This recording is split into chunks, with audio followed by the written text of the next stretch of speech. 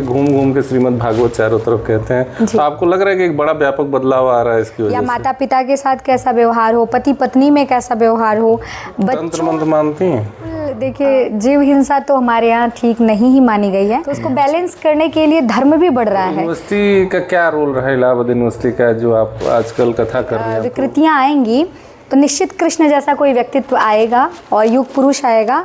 और नमस्कार, आज हम लोगों के साथ रागिनी स्वस्ति जी हैं, हमारे यहाँ भागवत कहने आई थी। हमने कहा कि आई हैं तो कुछ बातचीत कर लेते हैं। नमस्कार जी, जय श्री राधे, जय श्री राम। 9 दिन का आपका रहा, कैसा रहा अनुभव हम लोगों के यहाँ का? बहुत आनंददायी अनुभव रहा और बड़ा अच्छा लगा। कथा में तो आनंद वैसे भी आता है, और जो कथा से जुड़े लोग होते हैं वो ईश्वर के भक्त होते हैं, तो भक्ति का पूरा वातावरण रहा यहाँ पर। मैं तो एक टाइम में एथिस्ट हुआ करता था, मतलब बहुत भगवान को नहीं मानता था जी। विवेकानंद जी कहते हैं कि अगर आप बहुत ज़्यादा पढ़ लेते हैं और बहुत देश दुनिया में घूम लेते हैं तो आप धीरे धीरे जो है धर्म से दूर होना शुरू कर देते हैं। बाद में मेरे साथ कुछ घटनाएं हुई, जैसे मेरे पिताजी का देहांत हुआ तो धीरे धीरे धर्म के प्रति लगाव बढ़ा, तब पता चला कि धर्म की जरूरत क्या है। तो मैं ये जानना चाहता हूँ, रामायण जैसे आप कहती हैं, तो रामायण क्या जीवन में हम लोगों को शिक्षा देता है?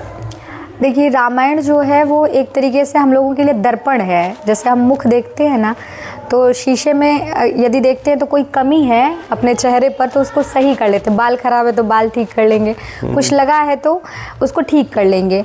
तो वैसे ही रामायण जो है हमारे जीवन का दर्पण है कि हमें रहना कैसे है, हमें जीवन में अपना काम कैसे करना है, या माता पिता के साथ कैसा व्यवहार हो, पति पत्नी में कैसा व्यवहार हो, बच्चों और माता पिता में कैसा हो, या समाज के साथ हम कैसे रहते हैं। ये सबका यदि सिखाने का यदि कहा जाए ना, तो ये रामायण या राम कथा सबसे बढ़िया सीख देने वाली है। तो पूरी तरीके से यदि कहा जाए तो जीवन के हर पक्ष का कोई ऐसा समस्या नहीं जिसका समाधान ना हो उसमें। अच्छा, अचानक श्रीमद् भागवत बहुत बढ़ गया है समाज में। पहले इतना नहीं होता था, बहुत सारी जगहों पे होने लगा है, गाँव में होने लगा है, और उसका बहुत व्यापक असर भी हो रहा है। मैंने देखा, जैसे मेरे ही घर में मेरी माता जी जो है आजकल बहुत पूजा पाठ करती हैं, इत्तेफाक से वो नहीं थी जी, तो घर में भी अब माहौल उस तरह का बनने लगा है कि लोग पूजा पाठ। तो आप लोग जो ये घूम घूम के श्रीमद् भागवत चारों तरफ कहते हैं, तो आपको लग रहा है कि एक बड़ा व्यापक बदलाव आ रहा है इसकी वजह से? बिल्कुल। ये तो हमेशा से रहा है कि जब जब देखिए क्या होता है, बैलेंस करने के लिए, जैसे तराजू के पलड़े पर कोई भी चीज़ बैलेंस की जाती है तो प्रकृति भी बैलेंस करती है। जैसे अनाचार दुराचार जैसे बढ़ रहा है समाज में, जो कलिकाल का प्रभाव बढ़ रहा है, तो उसको बैलेंस करने के लिए धर्म भी बढ़ रहा है, क्योंकि दोनों का बराबर रहेगा ना, तभी जा करके एक दिशा निर्देशित हो पाएगा। तो वो जो अधर्म भी बढ़ रहा है उसको बैलेंस करने के लिए जो भक्त लोग हैं, जो संत लोग हैं, या उस प्रवृत्ति के लोग हैं, तो ये आगे आ रहे हैं और कथाएं भी बिल्कुल हो रही हैं। तो कलिकाल में अधर्म भी है तो धर्म भी बिल्कुल है जो बैलेंस कर रहा है। तंत्र मंत्र मानती हैं? जी बिल्कुल, मानती तो हूँ, एक तरीके से कह सकते हैं, क्योंकि वो भी एक साधना है, वो भी एक पक्ष है। जो लोग तंत्र साधना करते हैं तो बिल्कुल उनके लिए सही होगा।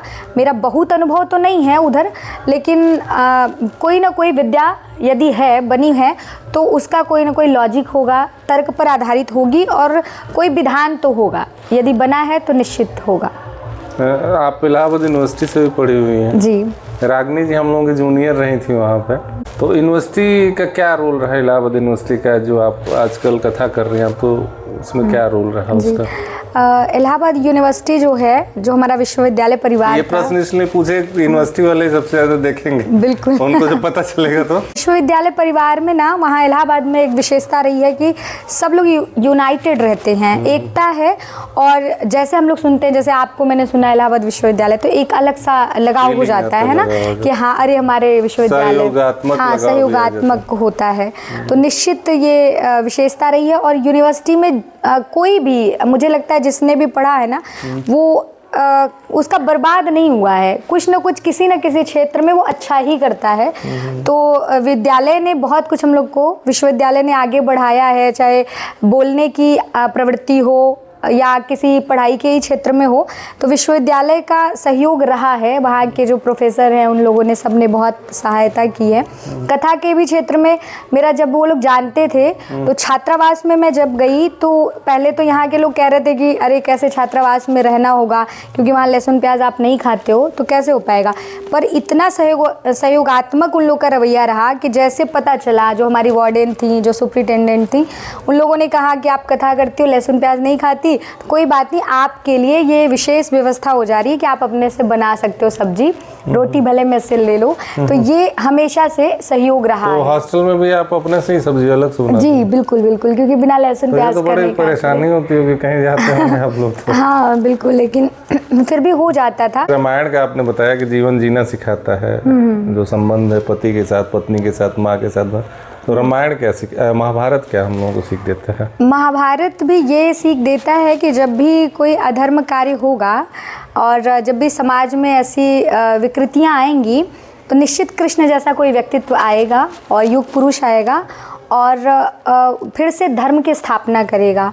तो निश्चित महाभारत भी या कोई भी अन्य जो भी ग्रंथ है हमारे यहाँ, वो धर्म की स्थापना के लिए बने हैं, सत्य की पराकाष्ठा को ले जाने के लिए, प्रेम, सत्य, दया, इसी को आधारित मान करके कोई भी ग्रंथ रचा गया है।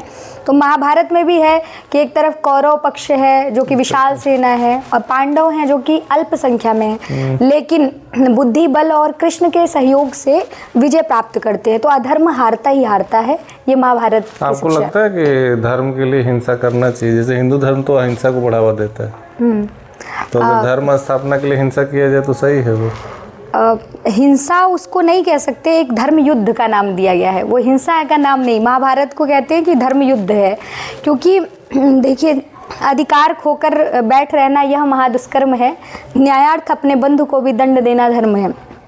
यदि कर्म करने के लिए इस संसार में भेजा गया है तो हम अपने अधिकारों को खो कर के भी केवल निश्चिंत होकर नहीं बैठ सकते। अधिकार की बात है तो बिल्कुल युद्ध करना चाहिए, धर्मपरायण युद्ध करिए आप।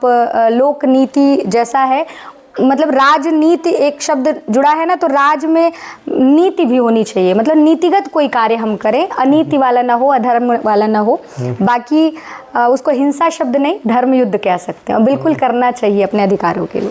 जी।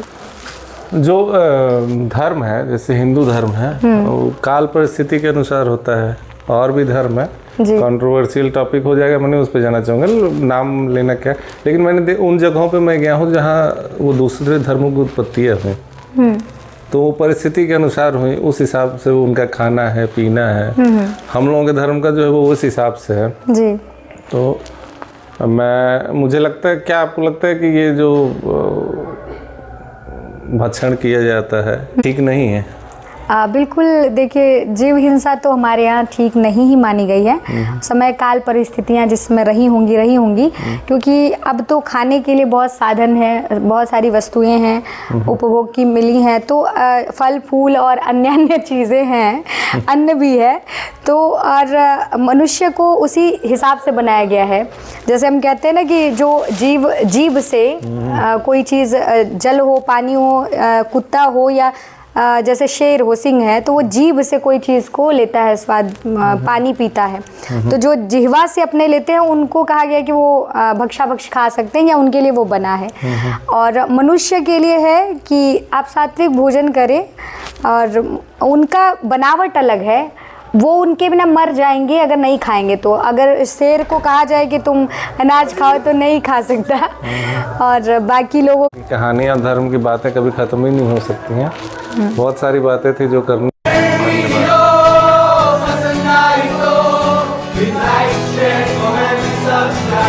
धन्यवाद।